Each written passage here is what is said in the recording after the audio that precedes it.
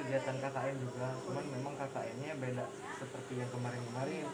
Kalau KKN sekarang itu mandiri gitu, jadi ya kegiatannya cuman sekedar ngobrol juga sih, wawancara juga edukasi dikit, paling itu aja. Cuman ya karena berhubung waktu juga, jadi nggak banyak yang ditanya juga. Paling pertanyaan yang ditimbulkan tuh cuman sekedar pembelajaran gitu aja sih, karena kan Umi udah tutor gitu ya. Umi nama apa sih? Iim Sumiati.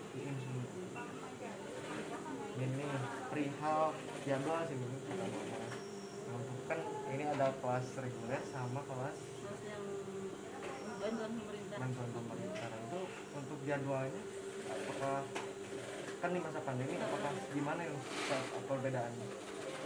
Kalau ini kan kalau yang program sesuai dari Bapak ya, ada satu hari masuk 3 rombel kan, di 3 rombel saya ada 60.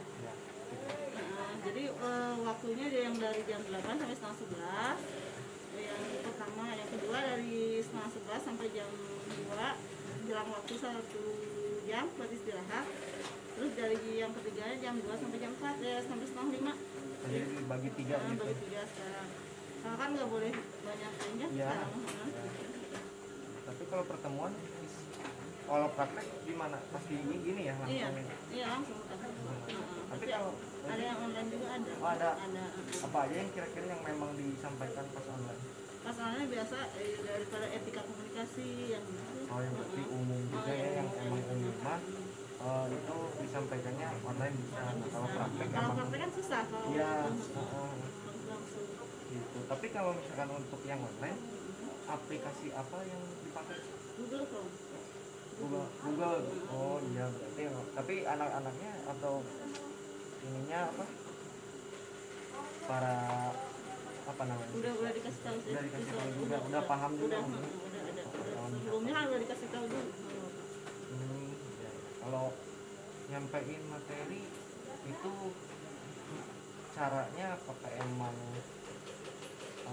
pas di online ya? Caranya emang dijelasin semua aja atau gimana? Iya, sama Bapak dijelasin semuanya. Nah, cuma nyimak aja. Nanti pas ada evaluasi pasti ada tersusun tanya jawabnya. Selebihnya mah kalau Umi sama Bapak ya? Iya, kalau online itu sama Bapak. Kalau Umi sama Teh Santi mah biasa kalau lagi praktek. Praktek aja. Iya. Kalau di praktek biasanya kan pasti ada kendala ya? Iya, ada. Kendalanya kira-kira yang emang sering rasa gitu apa kira-kira? Biasa anak-anak sih suka ngeyel gitu kan. Anak-anak kalau anak susah dikasih tahu gimana sendiri. Tapi kan kalau misalkan untuk pembelajaran daring itu buat para tutor, buat para tutor tuh apakah emang ada feedbacknya atau keuntungannya atau emang malah sebaliknya? Ada sih, pasti ada. Jadi anak-anak sebelum kita kasih tahu, anak-anak udah tahu duluan. Kalau kan pertama pasti diterangin ke Bapak. Berarti ada 2 kelas antara reguler sama kalau yang reguler biasanya langsung praktek. Langsung praktek aja. Soalnya kan waktunya itu seminggu 3 kali. Dalam jangka waktu berapa? Berapa bulan misalnya? Kalau yang reguler mah gimana kemampuan mereka? Ada yang atau reguler. Kalau udah beres yang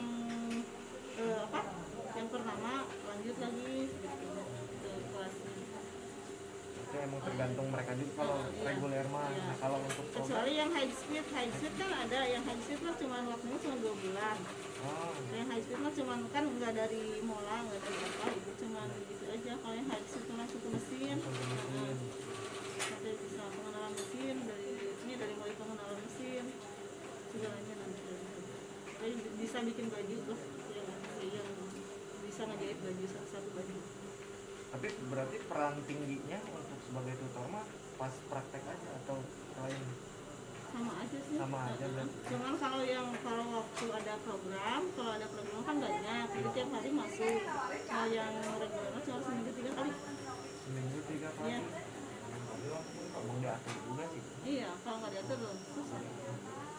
Kalau kan biasanya ada yang maksudnya ada yang gratis dari pemerintah, itu gimana itu sistemnya? Itu mah sistem dari pemerintah, anak-anak biasa aja suka yang namanya kan gratis. Ini sekarang langsung dari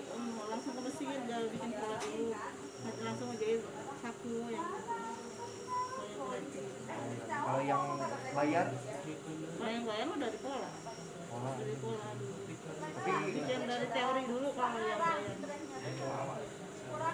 tidak total masih dapat belajar Maksudnya dari ya, jumlah gitu jumlah oh, ini 60, yang ini yang program 60 yang reguler ada 15 sekarang.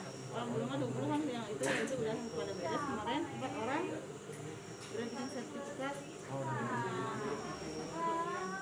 Untuk penyaluran nantinya langsung untuk yang reguler. Oh kalau reguler mah enggak, kan nggak ada yang buat wirausaha di rumah. Kalau yang reguler mah, kalau yang buat ke pabrik karena mau ngelamar sendiri sih. Kalau yang reguler mah, kalau yang ini kalau disalurin, kalau yang program Langsung disalurin langsung ke pabrik. langsung ke pabrik. Jadi intinya kalau di masa pandemi sekarang mah memang ada satu hal yang nggak bisa disentuh online gitu kan, kayak misalkan praktek. Iya. Otomatis praktek mah gimana juga harus susah gitu kan, susah. iya. Caranya kalau online kan susah. Kan ataupun tadi Bapak sempat jelasin perihal yang bisa di rumah, ada yang bisa praktek di rumah. Mending kalau punya mesin di rumah tuh. Ya. Tapi kalau misalkan untuk mesinnya kan nggak ada standarisasi atau Nggak ada, sama aja sih. Kalau mesin yang penting mah bisa dipakai. bisa dipakai. Yang manual juga bisa, kalau ada di rumah bisa dipakai. Nggak apa-apa. Itu berarti efeknya pembelajaran. Kang kan itu kegiatan yang memang baru atau gimana? Sebenarnya untuk kegiatan ajar mengajar ini sebenarnya bukan hal baru, karena ini memang berangkat dari mungkin lebih kurang 3 bulan yang lalu sebelum bulan suci Ramadan. Saya sendiri dan atas permintaan anak-anak di sini pengen diajarin ngaji ajar. Awalnya dari situ. Pengen ngaji. Memang tarik jauh sebelumnya juga kita udah pernah punya program dari saya sendiri. Saya bisa ngajar anak-anak misalnya kayak punya PR, saya bisa bantu mengerjakan mereka jauh-jauh sebelum ada kegiatan ngaji ini gitu. Nah kebetulan ada momen ngaji ini dan mereka anak-anak ini minta saya mas tolong ajarin ngaji. Nah dari situlah ada baru hadir gitu kelompok belajar ngaji itu. Nah awalnya hanya beberapa orang, nggak lebih dari 5 orang. Sedikit dulu, makin kesini ada lingkungannya kita sampai ke 20 orang dan mengajarnya hanya saya sendiri dibantu dengan Kang Sigit gitu ya. Jadi selama itu anak-anak sudah mulai kompak tuh, udah intinya saya udah punya masa nih kalau misalkan ke tahap yang lebih serius lagi gitu. Nah setelah anak-anak minta saya pengen ngaji, nah kemudian itu udah berjalan lama tuh, dan memang ada keinginan dari pribadi saya ingin mengajar juga secara pendidikannya buat anak-anak di sini. Cuman karena keterbatasan dari diri saya, ya akhirnya program itu belum terjalankan. Jadi saya fokusnya ke program ngaji dulu nih dari maghrib sampai ke isya. Karena latar belakang itu saya ingin menunjukkan kembali budaya-budaya yang belum pernah ada waktu saya kecil gitu. Dulu saya kecil, saya ngaji itu dari maghrib sampai isya pulang gitu. Jadi vibes-nya itu yang saya tumbuhkan lagi gitu. Nah ketika vibes itu sudah tumbuh, alhamdulillah anak-anak bisa istiqomah ke masjid. Karena kan yang paling utama itu saya mendidik anak-anak itu biar mereka laki-laki ini harus ke masjid gitu. Sholat berjamaah awal waktu di masjid, itu yang saya tekankan buat anak-anak. Dan itu kan kalau misalnya kita bina dari awal, mungkin nanti ke depannya mungkin dia akan menjadi apapun, tapi mereka akan melihat bahwa aku orang ngaji gitu. Seenggaknya apa yang mereka dapatkan saat ini itu nanti akan berpengaruh buat masa depan mereka gitu. Ya jadi satu sisi itu, keduanya mereka punya beban moral, anjir kurang kudu bisa ngajarin lagi adik duluan selanjutnya gitu. Jadi ada regenerasinya, generasi terus. Ya betul. Karena yang paling utama dalam sebuah organisasi itu kan meregenerasi gitu kan. Jangan berbicara mengenai 1 atau 2 tahun, tapi bagaimana tahun-tahun selanjutnya. Nah itu yang orang pengen kembangkan anak-anak di sini tuh. Nah setelah itu pandemi ini memang benar-benar membuat orang tua siswa di sini tuh, salah satu orang tua siswa di sini tuh loh, karena adanya kesulitan dari pihak orang tuanya dan anaknya sendiri.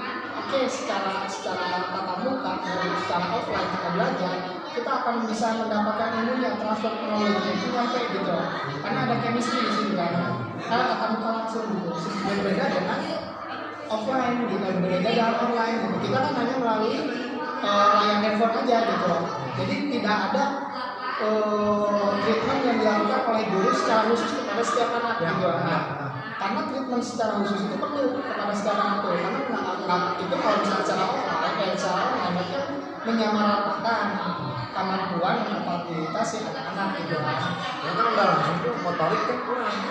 Ya, nah di samping itu Teguh bisa menangkap permasalahan itu, dikomunikasikan ke saya, kita pemuda-pemuda di sini kita saling komunikasi. Alhamdulillah kita satu di titik temu, udah kita ngajar nih anak-anak. Itu waktunya bagaimana? Karena saya berpikir ini background pendidikannya di pendidikan, pendidikan pasti dia punya relasi-relasi yang memang nantinya bisa mengabdi kepada masyarakat dalam mengajar gitu kan. Nah dalam artian saya bukannya memanfaatkan, tapi ini memberdayakan teman-teman itu dan timnya sendiri gitu loh, agar supaya bisa bermanfaat kepada lingkungannya. Itu yang paling utama. Nah setelah itu kita harus komunikasikan dengan beberapa tokoh masyarakat yang ada di sini. Jadi Karang Taruna Bukan. Oh bukan, bisa lagi. Kita menambah Karang Taruna. Yang harus digarisbawahi, kita bergerak di sini bukan disatukan atas satu wadah yang jelas gitu.